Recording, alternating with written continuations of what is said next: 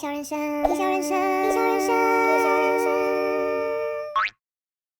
Hello， 大家好，我是 Kiki。今天呢，是我自己非常期待的一个开箱单元。要来开箱什么呢？就是这本。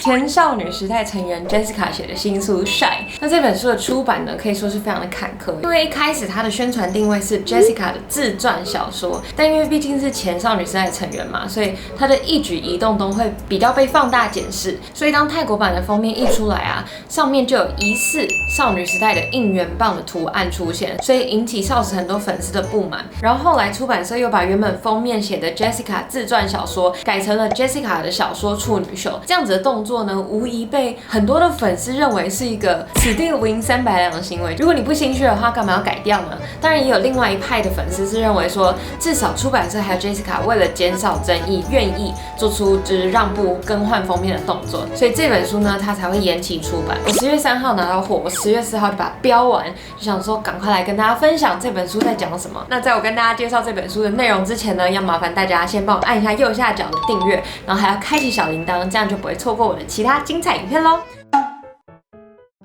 故事的主轴呢，围绕在女主角 Rachel Kim 发生的一切事情。Rachel Kim 是一名17岁的韩裔美籍练习生，她从小是在纽约市长大的。可有一天，她在明洞的一家 KTV 唱歌的时候，被韩国的一间非常大型的娱乐公司，就是 DB 娱乐的星探发掘。所以在 Rachel 11岁的时候呢，他们一家人就从美国搬到首尔，也正式开始了 Rachel 的练习生生活。那起初呢 ，Rachel 的妈妈是非常反对，她觉得演艺圈还有这些训练制度会让 Rachel 少掉很多未来上面的选择，所以他开了一个条件：你要当训练生可以，但你必须答应我在周间的时候去学校上课，周末的时候再去 DB 娱乐去训练，并且要对上大学这件事保持一个开放的态度。而 Rachel 自然是答应了，只是 DB 娱乐一开始是没有想要答应这个条件的，但不知道为什么 DB 娱乐的高层鲁先生让 Rachel 开了这样的先例，所以导致 Rachel 和其他的练习生的相处不是那么的和睦，练习生就会酸 Rachel 是最大牌练习生、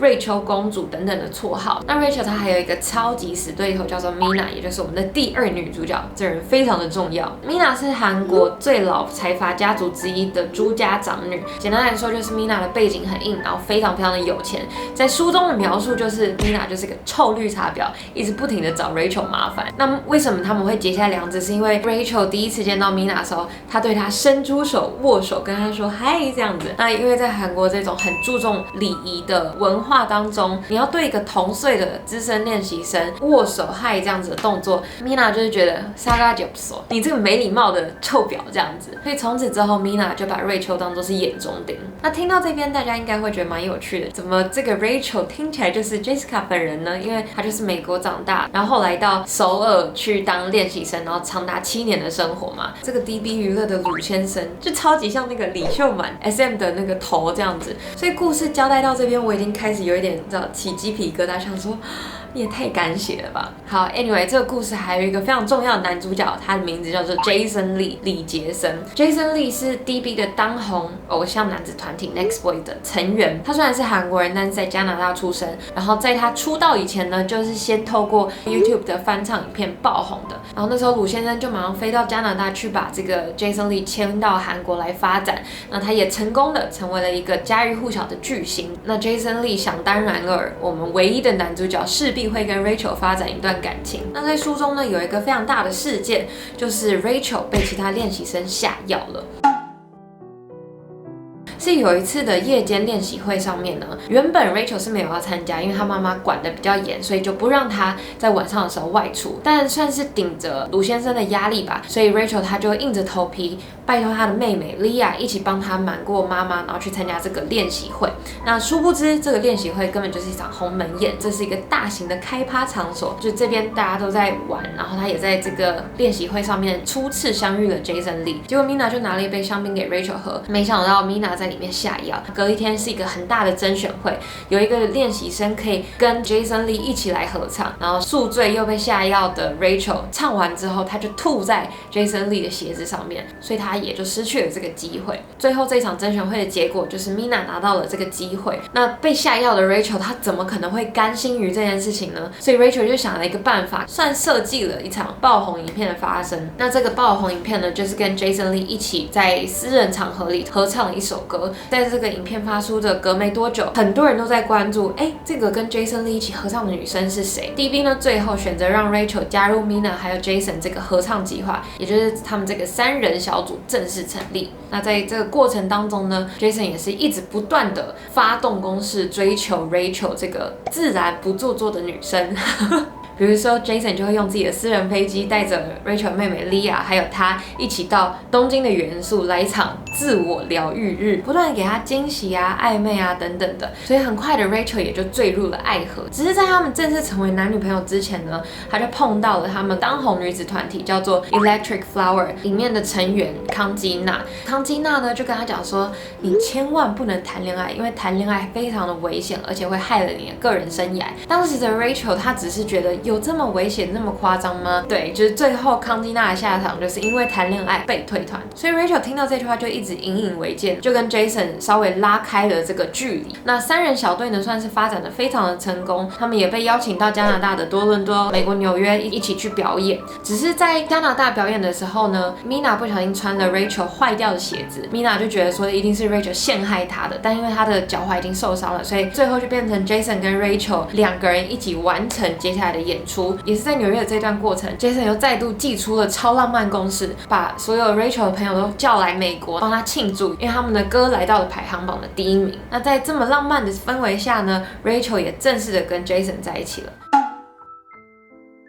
当他们从纽约回到韩国的时候呢，发现 Mina 还有她的爸爸找上了 Rachel 一家人。因为 Rachel 的爸爸原本在美国是拳击出身，然后后来就是搬到韩国之后，因为拳馆的生意没有到那么的好，所以他就偷偷的在夜间部进修法律。这样 Mina 知道这件事情之后，为了报复 Rachel 给她穿了坏掉的高跟鞋 ，Mina 爸爸就邀请 Rachel 的爸爸来当 DB 的法律顾问。这是什么意思呢？就是 Rachel 一家人被控制了。Mina 又跟他讲了一个震撼弹 ，Jason 正式的单飞。Jason 单飞，他这个女朋友怎么会不知道呢？所以 Rachel 赶快上地铁去找 Jason 问清楚这件事情。没想到他在去的路途上啊，地铁有很多人认出 Rachel， 而且开始指责他。滑一滑新闻才发现 Rachel 跟 Mina 同时和 Jason 一起约会，自己变成千夫所指的坏女人。那 Rachel 当然很生气啊 ，Jason 就跟他讲说，这是 DB 帮他安排的单飞计划，他跟 Mina 出去呢是假的，但是和你出去是真的在约会，我对你是认真的，你还不觉得很渣吗 ？Mina、Jason、DB 他们早就知道这一切的计划了，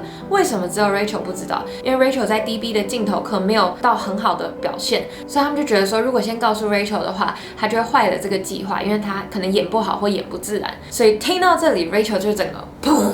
他就觉得他从头到尾都被欺骗了，连他的爱情都是一个宣传的工具。那 Jason 从一开始认识 Rachel 的时候，他就一直在跟 Rachel 说 ，DB 在乎的一直都是媒体的关注度，你被八卦就代表你有被八卦的价值。他的单飞计划也需要这样子的舆论去辅助他。在 Rachel 回去 DB 的训练中心之后，他以为他的练习生涯已经就此结束，就殊不知他回去的那天呢 ，DB 要宣布一个大消息，他们要睽违多年之后再推出一个9人的女子团体，叫做 Girls Forever。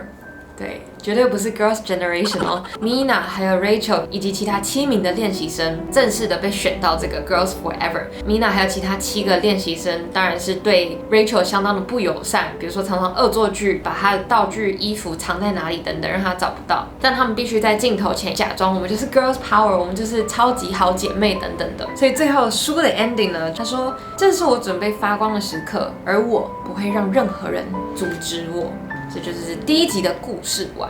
其实看完上映之后啊，你很难不去做联想，因为里头有很多的角色设定都跟现实实在太相似了。比如说 Jessica 不吃小黄瓜，家人设定，爸爸是拳击手，然后妹妹跟他相差5岁。当然他自己在采访里头也有讲到，就是这本书的妹妹就是根据 Crystal 去写的。DB 娱乐他们有家族巡回演唱会，大家都知道 SM Entertainment 他们最常办这种家族式的演唱会，所以因为有了这些线索，很多人都一直在狂猜这个 Mina 到底是谁会跟他结这么大的梁子，然后也有人在猜 Jason Lee 是当年哪一个当红的男子团体，有人在讲说是不是 Henry， 但我觉得应该不是，因为加拿大出生，然后靠着 YouTube 的翻唱影片爆红，这个人的人物设定实在是太像 Justin Bieber 了，我反而会觉得他应该是在参考就是一些国外歌手的一些发迹。那 Jessica 之前也有在一个文章里头提到，我想要借由 Shine 这本书讲一个有趣、逃避现实的大故事，顺便深入探讨 K-pop 事件的幕后运作。我的目的是要讲一个透明、直言不讳的故事，